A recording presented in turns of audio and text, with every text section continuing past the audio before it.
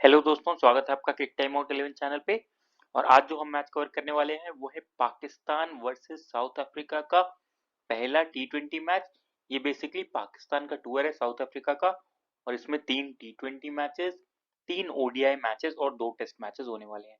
तो पहला टी20 मैच जो होगा वो होगा 10 दिसंबर को रात के 9:30 बजे इंडियन स्टैंडर्ड टाइम के हिसाब से। अब जो सबसे इंपॉर्टेंट बात है वो ये कि आपको हमारा cric time out 11 YouTube channel subscribe कर लेना है। वहाँ पे आपको डेली बेसिस पे मैच का वीडियो अपडेट और एनालिसिस मिलता रहेगा। और उसके साथ आप हमारा cric time out 11 Telegram channel भी ज्वाइन कर लीजिए। तो कोई भी लाइव अपडेट जैसे टॉस रिजल्ट, पिच रिपोर्ट और फैंटेसी साइट्स की टीम, ये सारी इंफॉर्मेशन आपको टेलीग्राम चैनल पे मिल जाएगी। इसलिए टेलीग्राम चैनल को भी ज्वाइन कर लीजिए। तो हमारे दोनों सोशल मीडिया अकाउंट से जरूर जुड़ जाए। अब बात कर लेते हैं मैच वेन्यू और पिच एनालिसिस की। तो मैच होने वाला है किंग्स मीट डर्बन में, और यहाँ की पिच जो रहती है वो बैटर्स के लिए पैराडाइज है। स्कोरिंग करना ना यहाँ पे काफी ज्यादा इजी होता है और जम के रन बनते हैं।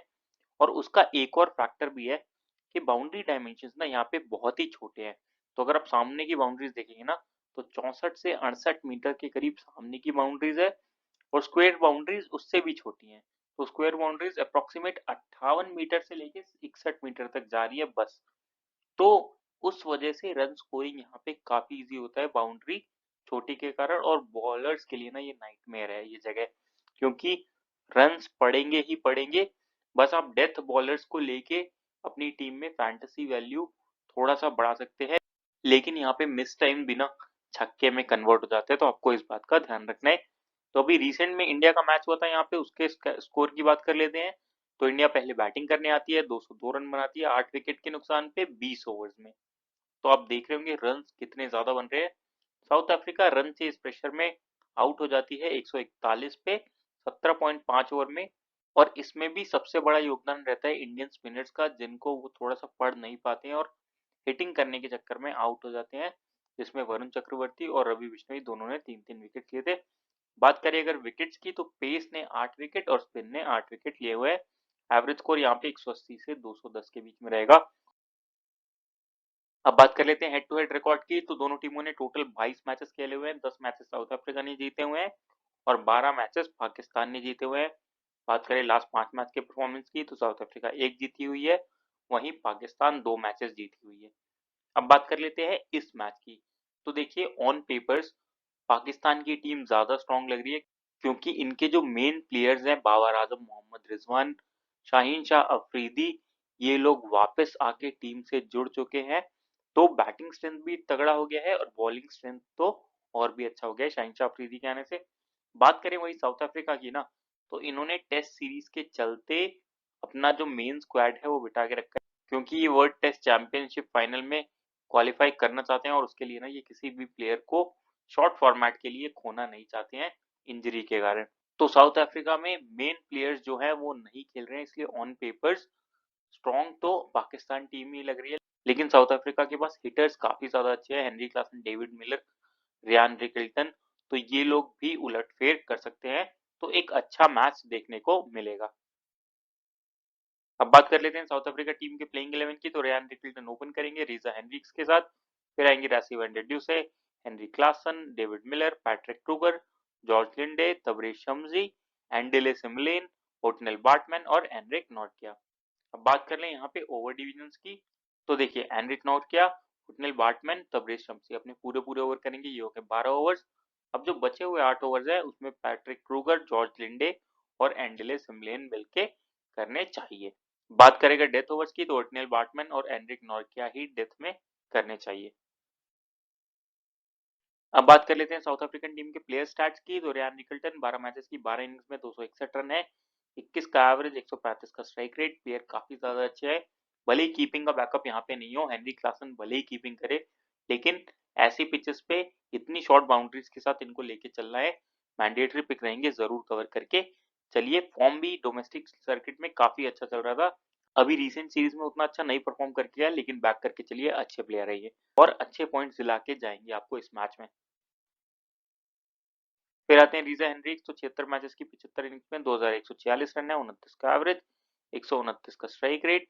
रिसेंट फॉर्म ठीक ठाक चल रहा है, लेकिन बैटिंग विकेट है और उसके साथ-साथ बाउंड्रीज भी छोटी है, तो ये भी स्मॉल लीग के हिसाब से एक अच्छे ऑप्शन दिख रहे हैं। मैंडेटरी पिक नहीं कहूँगा लेकिन एक अच्छे ऑप्शन रहेंगे ये। फिर आते हैं राशि वनडे से, तो 48 मैचेस की 44 इनिंग्स में 1191 रन है, 33 का एवरेज, 127 का स्ट्राइक रेट। रीसेंट फॉर्म अच्छा चल रहा है, अभी अबू धाबी T10 में भी परफॉर्म करके आ रहे हैं। 92 रन का एक नॉट आउट नॉक खेला है लास्ट मैच में, तो अच्छे पिक रहेंगे ये, फॉर्म भी अच्छा चल रहा है और जरूर कवर करके चलिए, मैंडेटरी पिक है आपके लिए ये।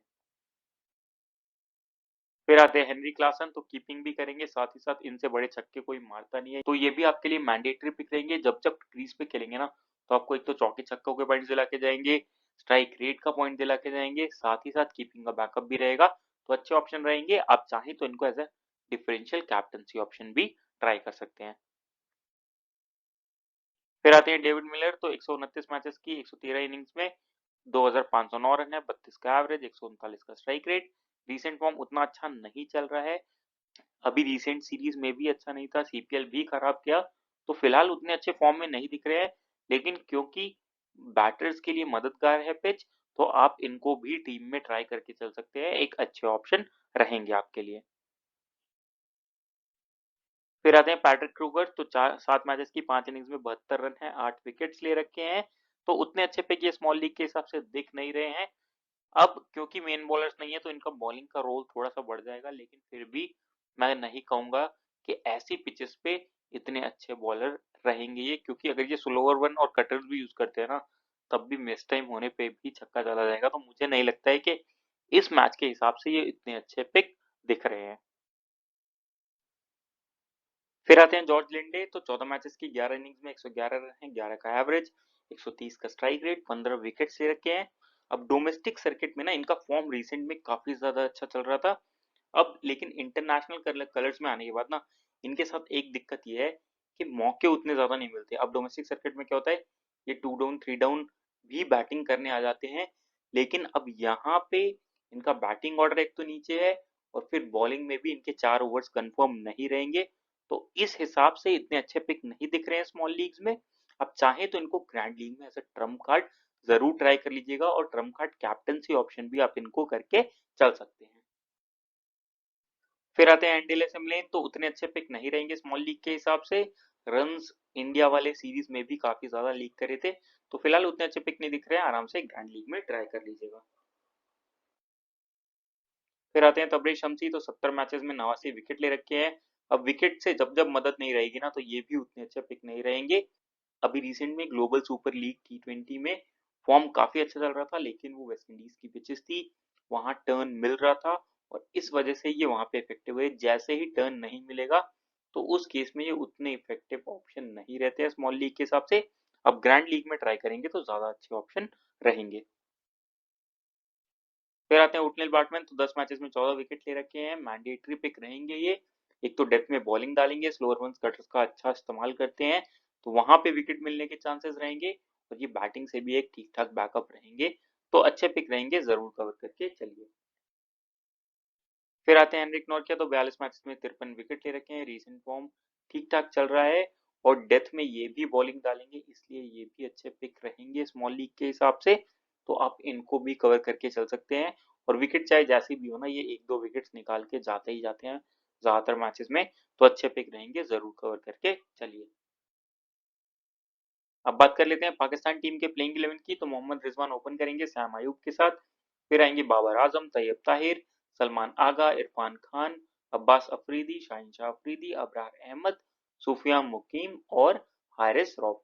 अब देखिए यहाँ पे एक जो चेंज हो सकता है वो ये हो सकता है कि अबरार अहमद या सुफियान मुकीम में से किसी को भी निकाल के उस्मान खान को ले आया जाए, लेकिन मुझे उसकी प्रोबेबिलिटी कम दिख रही है, क्योंकि ऑलरेडी बैटिंग ऑर्डर अच्छा खासा दिख रहा है, और अब तो बाबर आजम भी आ चुके हैं, तो वो बैकबोन स्ट्रेंथ भी है इनके पास, तो फिलहाल के लिए यही प्लेइंग 11 होना चाहिए।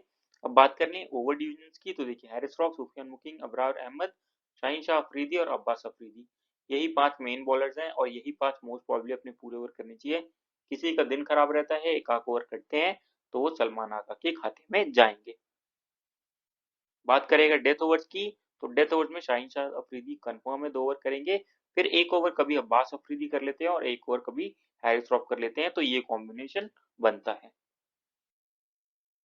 अब बात कर लेते हैं पाकिस्तान टीम के प्लेयर स्टार्ट्स की, तो मोहम्मद रिजवान मैंडेटरी पिक रहेंगे, रीसेंट फॉर्म अच्छा चल रहा है, साथ ही साथ कीपिंग का बैकअप रहेगा और पावर प्ले में ओपनिंग करेंगे, तो वहां पे और भी ज्यादा रन बनने की उम्मीद रहेगी और बैटिंग विकेट है, शॉर्ट बाउंड्रीज है, तो अच्छे पिक रहेंगे, जरूर कवर करके चलिए।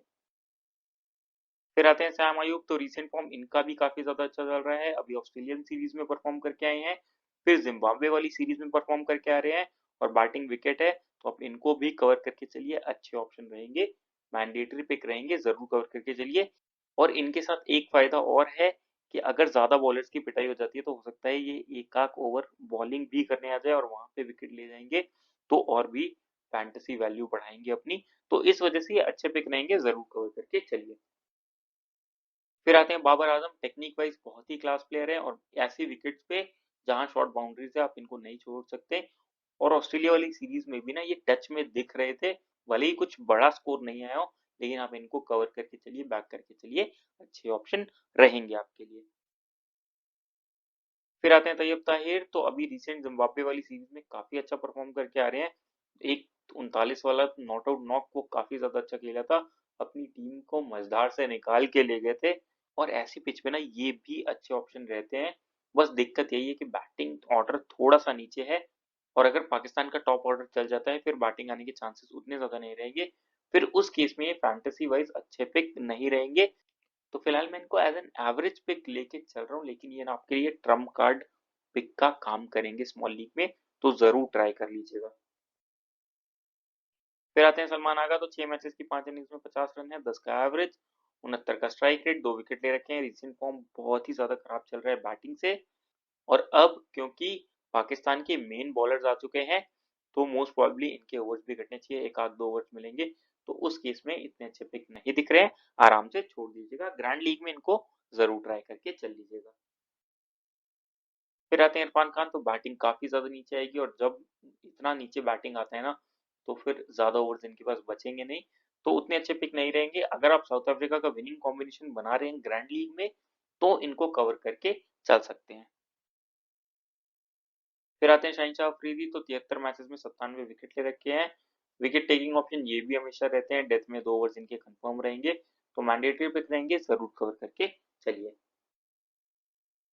फिर आते हैं अब्बास अफरीदी, तो रिसेंट फॉर्म इनका भी अच्छा चल रहा है, अभी ऑस्ट्रेलिया वाली सीरीज में परफॉर्म करके आ रहे हैं, फिर जिम्बाब्वे वाली सीरीज में इंप्रेस किया, तो फॉर्म वाइज ये भी मैंडेटरी पिक रहते हैं।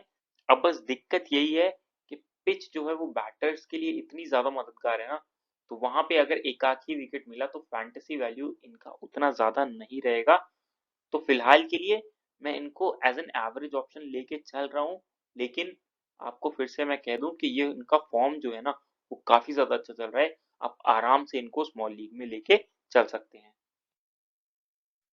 फिर आते हैं अबरार अहमद, तो 5 मैचेस में 6 विकेट ले रखे हैं, तो अभी जिम्बाब्वे वाला टूर इनका भी काफी ज्यादा अच्छा रहा, और हो सकता है वही फॉर्म ये कंटिन्यू करे, क्योंकि साउथ अफ्रीकन बैटर्स को भी इनकी बॉल समझने में दिक्कत होगी, और वो इनको पहली बार ही फेस कर रहे होंगे, और वहां पे पढ़ने में इनको दिक्कत आएगी हाथ से, तो फिलहाल स्मॉल लीग के हिसाब से एक ट्रम्प कार्ड पिक दिख रहे हैं, आप इनको ट्राई करके चल सकते हैं।